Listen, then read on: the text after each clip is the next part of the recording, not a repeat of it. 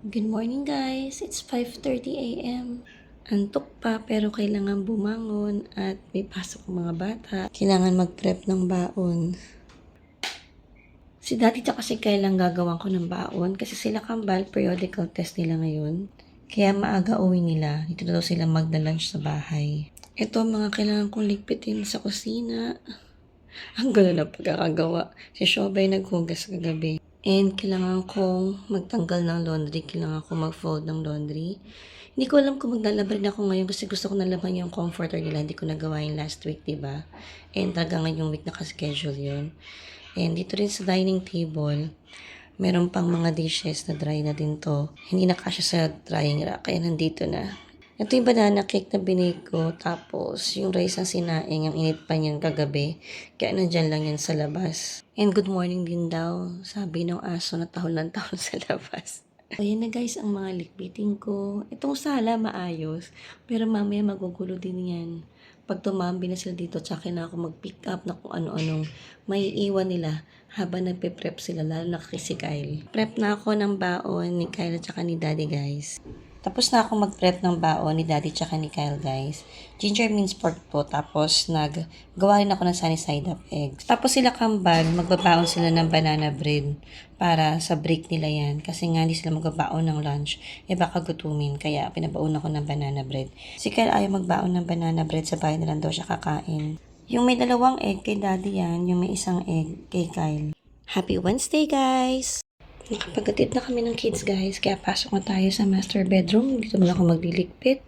And ito ang itsura ng master bedroom. Kailangan kong buksan yung cortina, buksan yung bintana. Kailangan kong tanggalin yung nakasampay kong damit sa bintana. Yung lang naman ang kailangan kong gawin dito, ganyan naman halos araw-araw. And kailangan ko nang ipag-prep si Daddy ng damit na susuotin din niya for today. Ligpit na muna ako guys. Naayos ko na yung outfit ni Daddy for today guys. Ayan yung susuotin niya. Tapos na rin ako mag-ayos dito sa master bedroom. Mabilis lang naman to talaga. Bed lang naman yung nagugol dito tuwing gabi. Tsaka yung kurtina lang kailangan kong ayusin every single day. Sa bedside table, wala naman ako masyadong inaayos din dyan sobra. Kailangan ko lang mag-dust pag kinakailangan na. Sa Kite Helps alat talaga kapag lahat ng gamit may pwesto, ang bilis lang talagang mag-ayos ng bawat space. Naririnig nyo ba yung tweet-tweet ng mga ibon guys, maliban sa aircon ng kapitbahay? Nakakatuwa talaga pag tuwing umaga narinig ko yung tweet-tweet ng bird dito. And mas masarap ang tulog ko dito sa bahay na to dahil dito kasi walang mga truck na dumadaan pag gabi. Doon kasi sa dating bahay, kapag 10 p.m. na guys, sobrang ingay. Nagdadaanan yung mga truck na malalaki. And talaga magigising ka sa mga lagabog ng pagdaan ng truck. Light sleeper pa naman ako. Kaya talagang hindi ako nakakatulog pag naririnig ko yung ganong ingay ng mga sasakyan. So ayan na guys ang master bedroom. Pupunta naman ako sa kids room. Naman ako magliligpit. 1 room done. Pasok naman tayo sa kids room guys. And hindi na ayos yung bed. At pati yung kumot ni Kyle, nakakalat lang dyan. Late sila nagising kanina. And late na rin natulog yung dalawa. Wala namang gaan nakakalat sa desk nila. Okay lang din na hindi sila nagligpit ng higaan dahil bala kong kunin yung mga comforter. Maglalaba ko ngayon. Kasi last time yung beddings lang nila ang nalaban ko. Yung bedsheet lang at saka yung mga pillowcases ang nalaban ko. So ngayon naman yung parehong comforter nila ang lalaban ko na. So mabilis na linisan lang naman dito sa kids bedroom din. And then bababa ko na rin kaagad yung comforter para masalang ko agad. At kailangan na umabot matuyo yun kasi sa gabi hindi nang gagamitin nila. Ligpit na muna ako guys ng bedroom ng mga bata. Tapos na akong magdinis ng kids room guys. And hindi ko nga nilagay yung comforter nila kasi lalaban ko na yun today. Kaya ganyan ang itsura ng bed nila ngayon. Na-pick up ko na yung mga dapat pick upin at ilagay sa pwesto. Usually yung mga sleepers lang naman nila yung nakakalat pa. And sa desk naman nila yung mga charger and a few na school materials na dapat lang iligpit. And sobrang mabilis lang yun. At konti lang naman yung nakakalat sa desk nila kanina. And ayun na yung tumpok ng comforter na kailangan kong labhan. Bababa na rin ako and isasalang ko na yan. Maayos na yung 2 rooms pero hindi pa nakakapag-vacuum. Kailangan pa mag-vacuum dito. Baba na ulit ako at doon naman ako magdiligpit at i-check ko yung mga hindi ko pa natapos gawin. And nilaglag ko lang yung comforter sa hagdan. Mahirap maglakad guys. Nang buhat-buhat yan. Baka malaglag pa ako. 1 week ko nang iniiwasan linisan si Snow White guys. Kaya ngayon, kailangan linisan ko na talaga siya. Kasi 1 week na ako nagma-manual vacuum. Kailan ko pa sinabi yun na kailangan ko linisin si Snow White. Salita si Snow White. So, ayan. Punong-puno na yung laman niya. Babaligtarin ko rin. And yung likod niya, yun yung maraming na stock. Ayan ang itsura niya, guys. Ang dami ng buhok. Kapag ito inakit talaga sa taas, mas lalong punong-puno na ng buhok agad. So, linisin ko na to guys muna. Malinis na ulit si Snow White, guys. Ready to serve na ulit siya. 5 years na rin to si Snow White. And nung nabili ko to, 20k pa siya. Pero ngayon, nasa 12k na lang to. And maganda na rin yung mga bagong RoboVac. Self-cleaning na rin siya. Ito hindi pa kasi.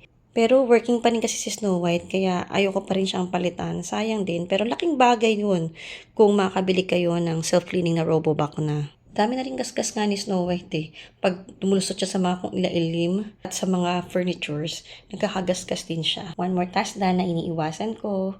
Then, pwede na mag-vacuum ulit si Snow White para sa akin. Tapos na ako maglinis ito sa baba, guys. 9 AM na din. Natagalan akong maglinis dahil naglikpit na rin ako nung kailangang i-fold na laundry. Nag-fold na rin ako ng laundry. Ayan na yung mga na-fold kong laundry. And yung mga kailangang ihang na i-akit ko na rin, nahang ko na sa mga closet yon. Yung mga nakasipit na underwear o yung mga dapat isipit, hindi ko pa siya na-fold. Andun pa siya sa laundry area. Eh, nakasalang na rin yung first load ko ng laundry, yung comforter ng mga bata. Malinis na rin dito sa kitchen. Yung mga kailangang i-wash, na-wash ko na. Eh, nalagay ko na rin sa pwesto ulit nila dahil nag-dry na rin. Napunasan ko rin tong stove. May mga konting splatter na rin siya eh. Kaya pinunas-punasan ko na rin yan. Nagpunas na rin ako ng counter para to make sure na walang mga naiwan na mga food. Para siguradong iwas insekto rin sa bahay. Walang ipis or daga dito sa bahay. Buti na lang kasi takot kaming lahat doon. Kaya kailangan kong i-keep na malinis yung bahay. Dahil ayoko magkaroon ng mga ganun sa bahay namin. Kung makikita nyo lang kung paano yung mga bata pa nakakita ng ipis. Actually, kaming 4. Grabe. Kaya naman talagang ayoko nun sa bahay namin. Sa bagay, sino ba may gusto, no, na may ganun sa bahay? 2 loads ng laundry lang yung gagawin ko dahil magkahiwalay na sinasalang yung comforter. Isa lang yung kasya kada salang. And if may energy pa ako mamaya, gusto kong maglinis ng electric fan. Hindi ko nagawa yun kahapon. Ganyan nakadumi yung fan namin para may idea lang din kayo. Mabilis kasi ako ma-allergy sa dust, guys. Nangangati yung mata ko, inuubo ako. Parang hinihika ako kapag maalikabok na. Kaya kahit yung mga electric fan, kailangan nalilinis agad yan. Dahil kapag binubuksan ko siya, parang nasisinghot ko yung mga alikabok pag marami ng alikabok. So, ayan na guys, ang buong bahay. Uupo na rin ako, magpapahinga ng konti. Hindi ko lang po mag-edit ako ng vlog. Depende sa sipag ko today. Pero ang dami ko na talagang video na kailangang i-edit. And then mamaya, kailangan lang magluto ng dinner, adobong sitaw.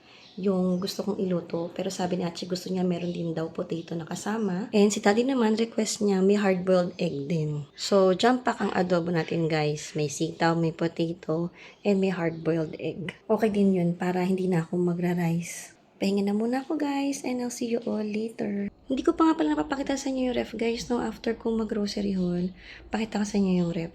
Ayan na yung tsura ng ref, guys. Hindi na siya aalog-alog. Tapos, pag nag-hello ka na, hindi na siya e-echo.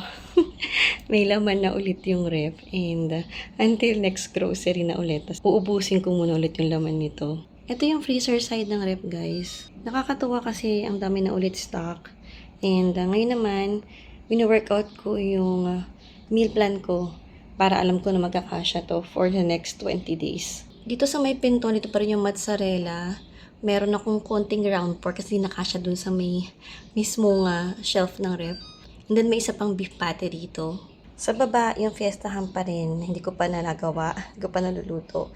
Yung pa pastry tapos may crab sticks din dyan. Sa pinakataas, nandito yung mga giniling pa. Nakaportion na yan sa kung anong lulutuin ko. Nandyan din yung yellow. Tapos nandyan yung mga frozen na fruits.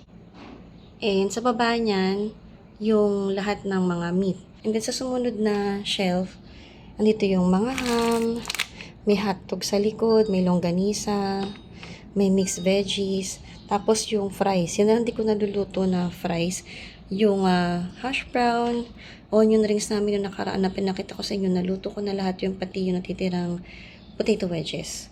And then, ito na yung bagong stock ng hash brown, and lahat ng broccoli, and then yung spinach. Sa babang drawer naman, Dito nakalagay yung onion rings at saka yung bacon. And then sa sumunod, sorry nagrereklamo yung ref ko guys. Sa sumunod naman, dito nakalagay yung fish fillet, yung crab sticks, yung pang tempura, yung shrimp. So lahat ng seafood, dyan ko nilalagay. Nakakatuwa lang na jump pack na ulit sila. And then yung mga gulay nga, sa palengke ko na lang bibilhin yun.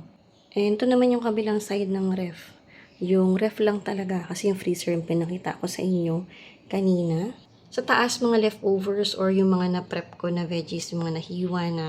Dito naman sa baba, yung mga drinks dapat to. Nag-chill na ako overnight. Actually, 2 days na nga yan eh. Yung cream at saka yung condensed milk, alam yun, nagagawa kong Graham bars. And nandyan din yung rice, pinasok ko na dito kasi hindi na siya mainit kanina. Kapag walang rice cooker dyan, pwesto rin yan ng mga leftover or yung mga mini-meal prep ko.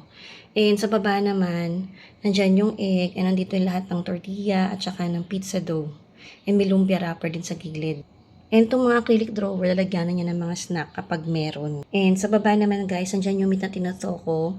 Pork yan, kasi nga adobo yung lulutuin ko. And sa drawer naman na to, dito nakalagay pa ibang stock ng cheese kasi hindi nakasya dun sa may pinto sa dairy section.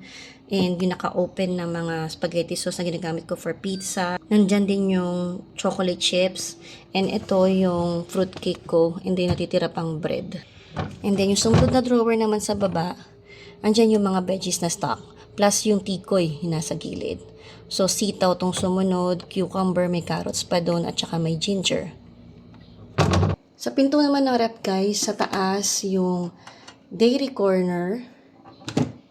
And then dito naman, yung mga kung ano-anong panluto pa or sauce. Nire-ref ko yung garlic tsaka onion powder, yung parmesan tsaka yung ginger na powder. Kasi nagka-clumps yan guys pag nasa room temp lang. And then dito naman nakalagay yung mga tubig namin. Kasi yung dispenser namin, hindi na namin inoon yan.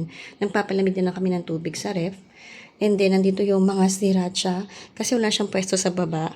And then yung pinakababa, andyan yung mga syrup, sauce, mga spread na kailangang i-rep at kung ano-ano pang mga condiments nga na dapat nakarep pag na-open na. So, ayan na ang ref guys. Puno na siya ulit.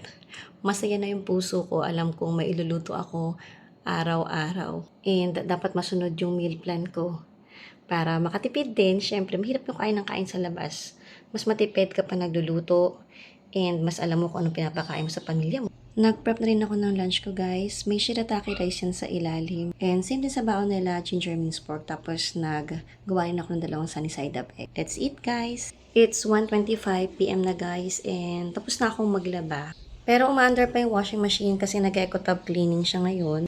Papahinga na muna ako ng konti ulit guys. And mamaya magluluto naman. Bigyan ko kayo ng sneak peek ng laundry area. Pero ayusin ko pa to. Pahinga na muna ako guys and mamaya na ulit. Magluluto na ako ng adobo guys and gagamit ako ng Instant Pot para mabilis lang. And ito yung mga gagamitin ko. Try kong lagay sa screen kung ano yung mga ingredients ito. Pero syempre yung adobo naman, sobrang normal na sa atin yan. Depende sa panlasa niya na kung ano gusto nyong lasa ng adobo. And dito sa Instant Pot, ilalagay mo lang siya lahat dun sa Instant Pot and then ipe-pressure cook ko lang to for 10 minutes. So, lalagay mo lang yung garlic, yung sugar, peppercorn, laurel, suka, toyo, asukal, onion powder, garlic powder, tsaka tubig. And then, pressure cook ko lang yan for 10 minutes. And after nun, i-add ko naman yung potatoes. Pressure cook ulit siya ng 3 minutes. And then, sa saute mode ko na siya, lalagay ko naman yung sitaw. Ganun lang kadali. Gawin ko na to guys.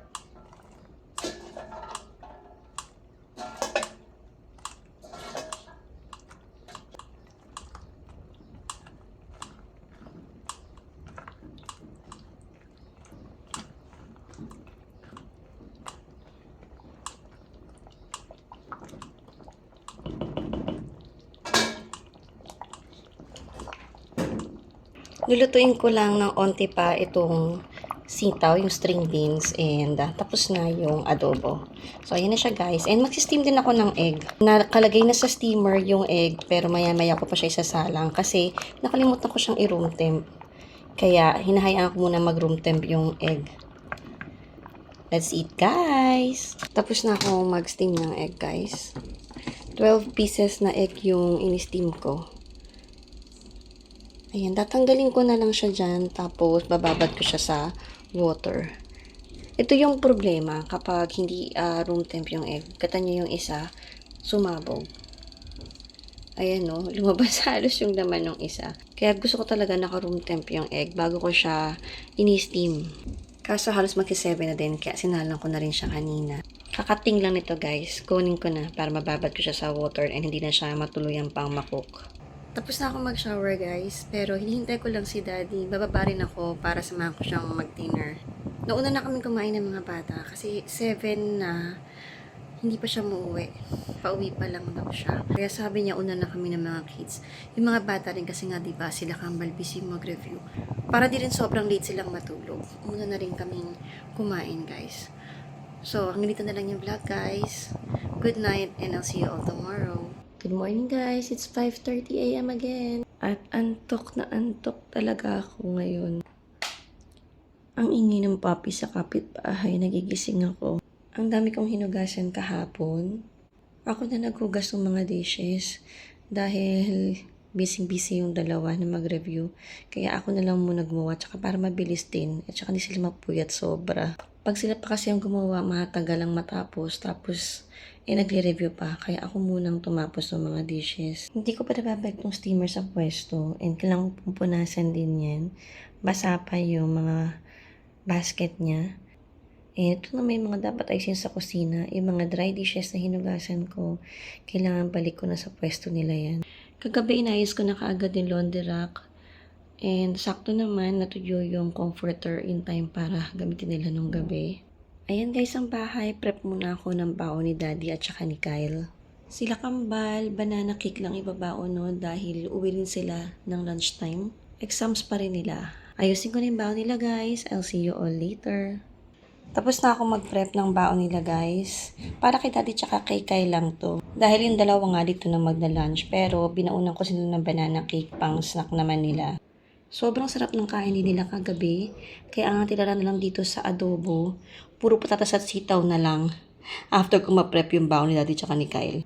Lakas na talaga nilang kumain ngayon. Parang dapat magdagdag pa ako ng meat sa mga niluluto ko. So mamaya ang ulam namin ng girls, adobong potato and sitaw.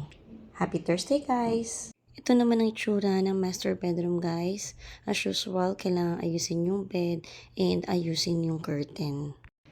And wala na yung mga beddings sa sulok. Pinababa ko na kay Daddy para ma-start ko nang ayusin mamaya.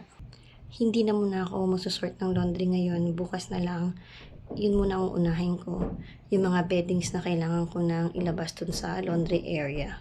Para matanggal ko na rin siya sa list ko ng things to do. Ligpit na muna ako ng bed guys. And then mag-aayusin ako na susutin ni Daddy for today. Pasok naman tayo ng kids bedroom guys. Maayos naman dito, walang laman yung mga desk nila. Pero hindi na naman nila naligpit yung higaan. Tsaka si Kyle, hindi rin siya nagbalik ng comforter niya sa bag. Pero yun lang naman ang gagawin ko. Aayusin ko lang yung bed nila and then yung comforter nga ni Kyle.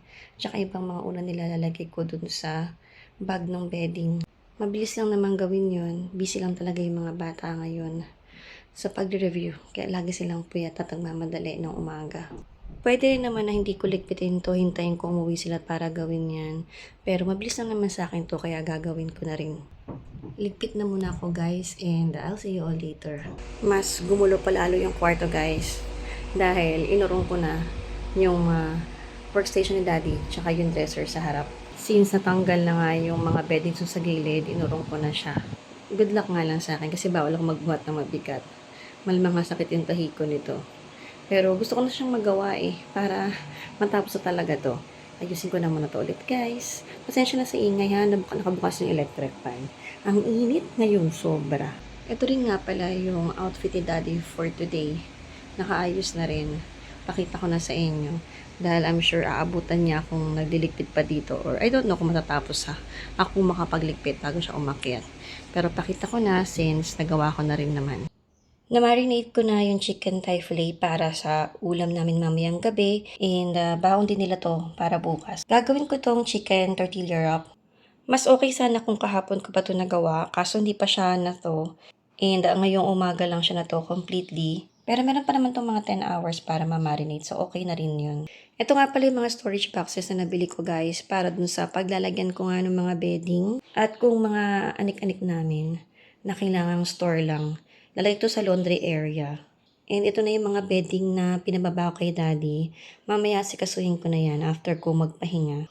Mura lang tong mga boxes na to. Nasa 180 lang isa sa plastikan dito sa Malabon. Dapat megabox yung bibilhin ko kaso nasa 600 plus yung megabox. And ito 180. Sana tumagal din yung buhay nito. Lagi lang naman siya nakatabi pero I don't know kung mabilis kumunat. And bumili rin ako nito. Pang Graham bars ko, yung nasa ilalim. And ito namang dalawang maliit, additional na containers para sa freezer. Itong maliit, 38 pesos ang isa. Itong malaki naman, 57 pesos lang. Ang mura niya talaga doon. Tapos na rin pala ako maglinis ng buong bahay, guys. And ramdam ko na pagod na ako ngayong umaga. Hindi ko alam kung dahil ang init ba sobra or talagang medyo kulang yung tulog ko. Hindi maganda yung tulog ko. Maayos na dito sa bahay pero parang di mukhang maayos dahil ito sa mga bedding na nakakalat pa dahil liligpitin ko yan mamaya. And pati yung mga storage boxes na nandito sa loob ng bahay dahil dyan ko ilalagay yung mga beddings. Halos hindi ko kailangan ligpitin itong sala kasi maayos naman siya kanina plus yung mga bata hindi rin na rin halos tumambay dito nung umaga. Pagbaba nila, diretso alis na rin kami dahil anong oras na. Hindi nga sila nakapag-ayos ng higaan dahil nagmamadali na rin yung mga bata. At late na rin bumangon yung mga yun. Pagod na rin malamang yung dalawa sa pagre-review para sa exams. Maayos na rin ito sa kusina guys. Nahugasan ko na yung mga dapat hugasan. Nabalik ko na rin yung mga dishes na kailangan lagay sa mga pwesto nila. Mama, hindi ko alam kung maimamatamis ko yung saging. Nire-request kasi ni Kyle na yung sabang bili ko gawin kong minatamis. Tingnan ko mamaya after ko makapahinga kung kaya ko nang gawin naman yan. Magre-recharge na muna ulit ako guys. Dahil talagang pagod talaga yung pakiramdam ko. Siguro ang init din talaga. Nakapagligpit na rin ako sa mga bedroom guys. Akit naman tayo doon para makita nyo naman yung inayos ko. Pagkatapos ko kasing magligpit ng bedroom, bumaba na agad ako dito. And dito naman ako nagligpit. Hindi ko na vlog yung inayos ko doon. Pero akit tayo para makita nyo. Pasok na tayo sa kids room guys. Maayos na yung bed nila. Ito lang naman yung ginawa ko talaga. Inayos ko lang yung bed nila, tapos tinabi yung comforter ni Kat, tsaka yung mga una na iba. Yung desk naman nila, wala namang nakakalat na gamit dyan today. Kaya wala na akong ginawa dyan. Yung higaan lang naman talaga yung naiwan na nilang dapat ayusin. So, nandun sa taas na yung comforter ni Kyle, kasi yung mga pillows na ginagamit nila para natutulog. Lahat kami may mga ganun. Yung mga tawag ko dyan is yung mga bahuunan namin. Lahat kami may kanya-kanyang bahuunan. Yung kailangan kasama namin yun para makatulog kami. So, ayan na guys ang room ng kids. Kung pansin nyo, no, patay yung mga TV ko ngayon. Dahil wala kaming internet. Ayokong pinapakita sa inyo yung bahay na block yung screen ng mga TV ka, binubuksan ko yan. Kaso ngayon, wala nga kaming net. Mula pa kanina umaga pagising, nakapula yung net namin. Hindi ko alam kung bakit. Bayad naman kami guys ha. Huwag kayong ano dyan, updated ako sa bayad ng net. Maaga pa nga akong nagbayad. Kaya nagkataka talaga ako ba't wala kaming net. Pero nireport na ni daddy, sana mamaya may net na. Punta naman tayo sa master bedroom guys. Ayos na rin yung bed namin dito sa master bedroom. Natabi ko na yung baho-unan namin ni daddy. Kung nakita niyo yung mga iba't ibang color na unan pag pinapakita ko siya pag gising namin. Yun din yung mga unan na kailangan namin ni daddy para natutulog kami. Ewan ko, sige nasanay kaming lahat na may ganung mga unan. And ang saya ng tingnan nitong harap sa workstation ni daddy tsaka sa dresser dahil wala ng eyesore ng mga beddings na nakatago dun sa gilid. Mas mainis ang tingnan dito, nakakatuwa na siyang tingnan. Wala nang nakatago doon na bag ng beddings. Ang tagal ko na rin binabalak na gawin yan. Pero yun nga, last weekend lang ako nakabili ng storage box sa plastikan. And iniisip ko pa rin talaga kung ano yung dapat na tamang size at saka kung saan siya dapat ilalagay. And yun na nga, sa laundry area yung nahanapan kong pwesto. Yun lang talaga yung pwesto na available para itago yun. So ayan na guys ang buong bahay. Pahinga na ulit ako and I'll see you all later. Nagsisimula na akong ayusin yung mga beddings guys. And wala namin inaayos yung mga beddings. Ang taas-taas kasi niyan kanina, no, shops, no? It's like 2 times. Yeah, like there, oh. Yun, sa kamay niya. Ganyan kataas yun. So, patulong ko sa kanya na daganan muna ng kamay niya. And then ngayon, sabi ko, upo siya. Para maimpis namin maigi. So, sabi ko sa kanya na, ang sarap mong i-vlog. Ang sarap i-vlog ng itsura mo sa ginagawa natin. Para lang maisuot namin to. Para mapaliit namin siya and mabalagay namin dito sa box. Nulit ko yung topi niya, guys. Kasi hindi siya cash sa box. Hopefully, sakto tong nagawa ko. So, ayan. Magtutuloy na kami. Peace. Turn it on na. Para magano. Ayan. Binabak yung bag ko muna kasi to eh. Tapos, ako ilalagay dito sa storage box. Madami-dami pa kaming gagawin. First bag pa lang to and 5 bags yan. Say bye! Ang ganda ng tagaan ako. Ang ganda ng weight ko. Malapit na kami sa endgame, guys. Salamat sa helper ko. Pagod na ako. Huwag ako makapag-walking. Napapagod ako sobra. Nakapagod siyang gawin. So, yung tatlong storage boxes, puro beddings. Tapos, itong isang box, mga throw pillow, blankets, and throw pillow cases. Natapos din kami ni Shobe, guys. Grabe. Hindi mo akalaing nakapagod palang gawin to. Sa bagay nung ginagawa ko siya dun sa mga bags ng beddings, nakapagod din siya kasi mabigat nga. And tatlo yung pinagkakasya ko dun sa isang vacuum bag. Ang lalaki kasi ng vacuum bag na nabili ni Daddy, parang kasya yung isang tao. Ganun talaga, hindi ako eh. Ang laki talaga. And pangalawang bili niya na kasi yun. Yung unang bili niya, tama, for isang bedding lang yung kasya. Kaso yung pangalawang bili niya, nagkamali na ng kuha. Pero sayang naman, hindi na rin binalik, kaya ginawa ko na lang ng paraan. So ayan na guys, may isa pang sobrang na storage box. Pero kung space-wise, parang feeling ko, mas matipid pa yung nasa bedding siya eh, na bag. Pero yun nga lang, doon siya nakatago sa kwarto namin. Hindi ko malalagay sa laundry area yun na nakalagay lang sa bedding na bag. Feeling ko aalikabukin lang sobra yun. And baka masira lang yung bedding ko sa laundry area. So okay na rin to. And maayos magiging itsura nito sa laundry area pag nalagay na siya doon. 3 PM na rin and hindi pa ako nakapag-rest. Tingnan ko kung makapag-rest pa ako and hindi ko alam kung makapag-walking talaga ako. Sumakit yung katawan ko dito. Sumakit na yung katawan ko sa pag-urong ng dresser kanina tsaka ng workstation ni Daddy. And then lalo pa dito. Pero worth it naman yung pagsakit ng katawan kasi finally naayos ko na to.